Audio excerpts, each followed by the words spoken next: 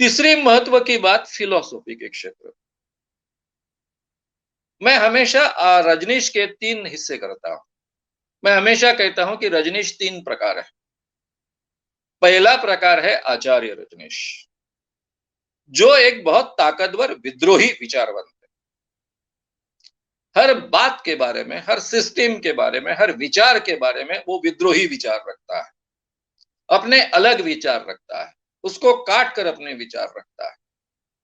तो ये आचार्य, जिसको हम कहेंगे आचार्य रजनीश, ये आचार्य रजनीश एक व्यक्ति है। यही व्यक्ति बाद में बदले, जिनका भगवान रजनीश बना। भगवान रजनीश बनने के बाद में फिलोसॉफी में काफी गड़बड़ियां उन्होंने करनी शुरू कर दी। अभी ये साफ दिखता था कि उनके कहने में, कथन में, बातें रखने में कोई उद्देश्य सामने, और वो उद्देश्य क्या है, कैसा है, आपके सामने सब बातें रखते वक्त आएगा ही। चौथा प्रकार है, उन्होंने बहुत अच्छे ढंग से सम्मोहन के टेक्निक्स का उपयोग किया। आचार्य रजनीश सम्मोहन का बहुत अच्छा ज्ञान रखते थे। शुरुआत के दिनों में डायरेक्ट सम्मोहन के प्रयोग करते थे।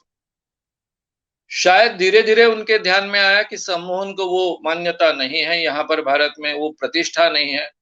इसलिए उन्होंने मेडिटेशन का नाम लेकर, आध्यात्मिक चीजों का नाम लेकर, सम्मोहन के टेक्निक्स का बहुत सुंदर उपयोग उनके मेडिटेशन से लेकर हर जगह पर किया। पहले तो डायरेक्ट सम्मोहन करते थे। आश्रम में जो शुरुआत के दिनों में सीडी बताई जाती थी, वीडियो बताया जाता था, जिसमें आश्रम का कुछ परिचय भी दिया जाता था, आश्रम की एक्टिविटीज का परिचय दिया जाता था, जिसे मैंने जैसे कहा कि निर्मला माता उनको सम्मोहित कर रहे आचार्य रजनीश, ये भी दिखाया जाता था। तो ये, और उस अवस्था में, ट्रांस की अवस्था में जो भी प्रयोग किए जाते हैं, उन प्रयोग का भी थोड़ा सा चित्रण था उसमें। तो जो भी सम्मोहन बहुत अच्छे ढंग से जानता है, उसके ध्यान में आता था कि अरे ये सम्मोहन की सब प्रक्रिया है। तो ये सम्मोहन का उसका बहुत सुंदर उपयोग वो पहले करते थे। बाद में उन्होंने शब्द का उपयोग करना छोड़ दिया। बाद में तो भगवान बनने के बाद में और ओशो बनने के बाद में कहीं-कहीं एक-आध बार सम्मोहन शब्द आ जाता है, नहीं तो कहीं आता ही नहीं है। लेकिन उनके टेक्निक्स का बहुत सुंदर उपयोग उन्होंने किया है। चौथी बात, उनके साइकोलॉजी का बहुत अच्छा ज्ञान है। अब विद्वान थे ही, पढ़कर हर विषय का ज्ञान प्राप्त करने की क्षमता उनमें थी ही, काफी पढ़ते भी थे। वैसे भी वो तत्व ज्ञान के प्राध्यापक रह चुके हैं। तो तत्व ज्ञान ये विषय ऐसा है, दर्शन शास्त्र ये विषय ऐसा है, फिलॉसफी विषय ऐसा है कि जिसमें पूरे दुनिया का ही ज्ञान प्राप्त करने का अवसर आपको मिलता है। सभी विषयों के बारे में चर्चाएं उसमें होती है। तो नेचुरली उनमें ये क्षमता थी। तो उन्होंने साइकोलॉजी का भी बहुत अच्छा ज्ञान प्राप्त किया और उसका बहुत सुंदर उपयोग वो लोगों के लिए कर सकते थे, जो उन्होंने मेडिटेशन जैसे प्रक्रिया में किया, थेरेपी मेथड्स में किया है।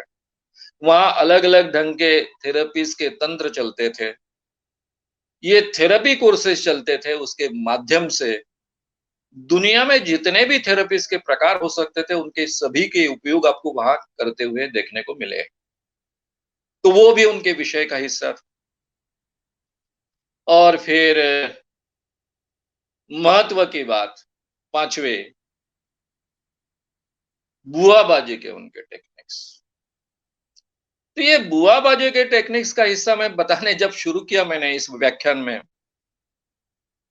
तब हमारे लेखक महोदय बहुत प्रभावित हुए कि तुमने एग्जैक्टली कैसे पकड़ा। मैंने बोला यही तो काम मैं कर रहा हूँ कितने सालों से, यही काम इतने सालों से करते आया हूँ, एक्सपोज करते आया हूँ, इसलिए मेरा पकड़ना तो स्वाभाविक था। और बचपन से बाबागिरी के साथ में मेरा संबंध रहा है, काफी दीर्घ समय तक मैं भक्त कर कर बाबाओं का रहा हूँ, इसलिए नजदीक से उनको देखा है। तब समझ में नहीं आता था, लेकिन बाद में मेरी समझ बढ़ने के बाद में उनके टेक्निक समझना मेरे लिए आसान हुआ। तो ये भी टेक्निक्स क्या है, ये धीरे-धीरे आपके सामने मैं रखते जाने वाला हूँ। ये जो रजनीश द नॉटी भगवान, ये किताब है, इसमें क्या है? ये सवाल आपके सामने खड़ा होगा। रजनीश द नॉटी भगवान इस किताब में क्या है? मैं शॉर्ट में कहूंगा, और ये जो सीरीज है, इस सीरीज में इसका मैं हमेशा उपयोग कर लेने वाला हूं, क्योंकि जो भी रजनीश के बारे में रजनीश के भक्तों ने किताबें लिखी है, उनमें ये किताब बहुत महत्व की किताब, बहुत ही महत्व की किताब। यानी ये व्यक्ति मराठी है, ये किताब मराठी में है, लेकिन काफी विद्वान व्यक्ति है, काफी समझने की क्षमता रखने वाली व्यक्ति है। इनका नाम है स्वामी धर्मव्रत। ये खुद आश्रम से जुड़े रहे। इन शॉर्ट अगर देखा जाए तो वो सही माने में आचार्य रजनीश के भक्त बने थे। उनके साथ में भक्त रहकर उन्होंने बहुत नजदीक से ये सब चीजें देखी। 1972 को माउंट अबू में खुद रजनीश जी ने उनको नवसन्यास की दीक्षा दी थी। रजनीश जी ने खुद उनको माला पहनाई थी। नवसन्यास की दीक्षा लेते समय 3 चीजें आपको धारण करनी होती है। पहले अपना पुराना नाम छोड़ देना होता है, नया नाम स्वीकारना होता है। इन्होंने धर्मव्रत, स्वामी धर्मव्रत कर कर नाम स्वीकारा। फिर आपको भगवी कफनी पहननी पड़ती है, और फिर रजनीश का फोटो वाला लॉकेट पहनना पड़ता है, फिगर 3 फिगर 4। तो इस ढंग से उन्होंने 1972 में नवसन्यास की दीक्षा ली। नौकरी करते थे। 1977 में पूरा 1 साल वो आश्रम में आकर रहे। आश्रम में आकर रहने के बाद में वहां पर आश्रमवासी बनकर, आश्रम में उन दिनों में आश्रम में रहने की व्यवस्था होती थी, तो आश्रम में रहकर उन्होंने 1 साल करीब पूरी तरह से सेवा की। बहुत प्रभावित हुए थे, नवसन्यास लिया था। जब भी आदमी कोई नवसन्यास लेता है, यानी पुरानी सारी जिंदगी छोड़नी है, नए तरीके से जीवन जीना है, नया जन्म होता है, पुनर्जन्म होता है, यही उसमें मान्यता है। तो ये बहुत बड़ा विषय होता है किसी भी व्यक्ति के लिए। तो उन्होंने इतने प्रभावित थे कि उन्होंने इस विषय पर, यानी रजनीश आश्रम, रजनीश रजनीश के सभी ये मूवमेंट, इसके ऊपर कई आर्टिकल्स उन्होंने लिखे।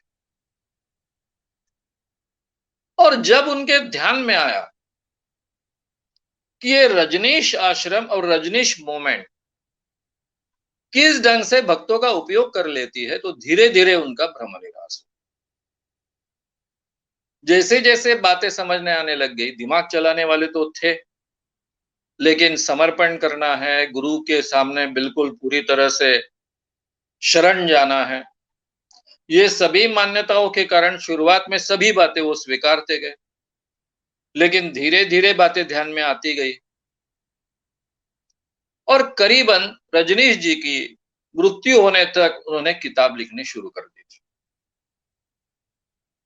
90 में जब रजनीश जी की मृत्यु हुई, तब तक उनकी किताब लिखकर तैयार हो चुके थे। लेकिन अचरज ऐसी बात है कि ये किताब प्रकाशित करने के लिए कोई तैयार नहीं था, क्योंकि रजनीश का इतना हुआ था, रजनीश को मानने वाले इतने लोग थे। बड़े मुश्किल से उनको ये चैताली प्रकाशन मिला। चैताली प्रकाशन मिला तो उस पर बोलने वाले कोई मिलने के लिए तैयार नहीं थे। उनके जो कथन का हिस्सा है, उसका कुछ हिस्सा मैं आपके सामने अभी रखूं, और उसके काफी रेफरेंसेस आपको मेरे बाकी के कथन में मिलेंगे। क्योंकि रजनीश के खिलाफ जितने भी किताबें उनके शिष्यों ने लिखी, मैंने उसको कीमत देता हूं। मेरे जैसे एक बाहर के व्यक्ति ने अगर उनके खिलाफ कोई किताब लिखी है, तो उसको उतना वेटेज नहीं होता है। यानी मैं वैचारिक स्तर पर लिखूंगा, हालांकि मैंने 3-4 महीने वहां बिताए हैं, इसलिए मुझे काफी अच्छे तरह से जानकारी है। मैंने केवल दूर से देखकर, केवल किताबें पढ़कर ये बात नहीं कह रहा हूं। लेकिन इसके बावजूद जिन्होंने कुछ साल रजनीश जी के साथ में बिताया, उस आश्रम की मोमेंट में बिताया है, वे लोग जब लिखते हैं तो उसको बहुत वेटेज आ जाता है। तो मैंने जितनी भी किताबें उनके बारे में लिखी गई है, उनमें पढ़ी, उसमें ये किताब मराठी में होने के बावजूद बहुत महत्व की लगी। यानी इस व्यक्ति ने सही मायने में बहुत अच्छे ढंग से रजनीश की कारगुजारी पकड़ी है, ये ध्यान में आता है। उनके कुछ सारांश में तथ्य मैं आपके सामने कहूँ। इन शॉर्ट उनके जो मत है, वो जहां तक पहुंचे, वो बातें आपके सामने मैं रखूं। वे कहते हैं कि रजनीश को समझना बड़ा कठिन, ना रजनीश के भक्त उन्हें समझ पाए और ना जो टीकाकार होते हैं, आलोचक होते हैं, वो उनको समझ पाए। ये उनका कहना है। दूसरा, रजनीश सीधा सीधा अपने भक्तों को ठगते थे। केवल ठगते नहीं थे तो सैबोटाज भी करते थे, चकमा देते थे। इन स्पष्ट शब्दों में इस किताब में कई उदाहरणों के साथ में, कई प्रूफ्स के साथ में ये बात उन्होंने कही। वे कहते हैं कि रजनीश की पूरी मूवमेंट का सार अगर कोई है तो वो है साक्षी भाव। ये रजनीश का मूल संदेश है, मूल सीख है। अब ये साक्षी भाव यानी क्या? ध्यान के माध्यम से आप ऐसी अवस्था प्राप्त करते हो जिसमें से आप साक्षी भाव पैदा करते हो, यानी आप अपनी तरफ भी तटस्थता से देखते हो और दुनिया के तरफ भी तटस्थता से देखते हो। तटस्थता, ना स्तुति का आप पर प्रभाव होता है, ना निंदा का आप पर प्रभाव होता है। ये अवस्था प्राप्त करना, ये टोटली रजनीश मूवमेंट का बहुत ही महत्व का हिस्सा रहा है। रजनीश जी के सीख का सही उद्देश्य और संदेश रहा है, ऐसा उनका कहना है। ये जो ध्यान के जरिए, मेडिटेशन के जरिए तटस्थता प्राप्त करना, साक्षी भाव प्राप्त करना, ये सभी मेडिटेशंस का हिस्सा रहा। यानी चाहे आप विपश्यना कहिए, विपश्यना की शुरुआत ही साक्षी भाव की निर्माण प्रक्रिया से होती है। सभी आध्यात्मिक क्षेत्र में ये माना गया है कि आध्यात्मिक व्यक्तित्व, मैं व्यक्तित्व शब्द उपयोग कर रहा हूं, हालांकि आध्यात्म में व्यक्तित्व ये शब्द का उपयोग नहीं किया जाता है। आप शरीर से तटस्थ हो जाइए। आधुनिक भाषा में इसको कहना है आध्यात्मिक व्यक्तित्व। इसको पर्सनालिटी के क्षेत्र में कहते हैं फ्लेग्मेटिक पर्सनालिटी। एक तटस्थ व्यक्ति बनना कि आप पर किसी स्तुति का भी परिणाम ना हो, निंदा से भी आप विचलित ना हो, दुख का भी आप पर कोई परिणाम ना हो, आनंद विभोर भी आप ना हो, आनंद भी आप सहजता से स्वीकार सके, दुख भी आप सहजता से स्वीकार सके, बड़े से बड़ा सुख भी आप सहजता से स्वीकार सके और बड़े से बड़ा दुख भी आप सहजता से स्वीकार कर सके, जिसके कारण आप बिल्कुल विचलित ना हो। इसको कहते हैं साक्षी भाव प्राप्त करना।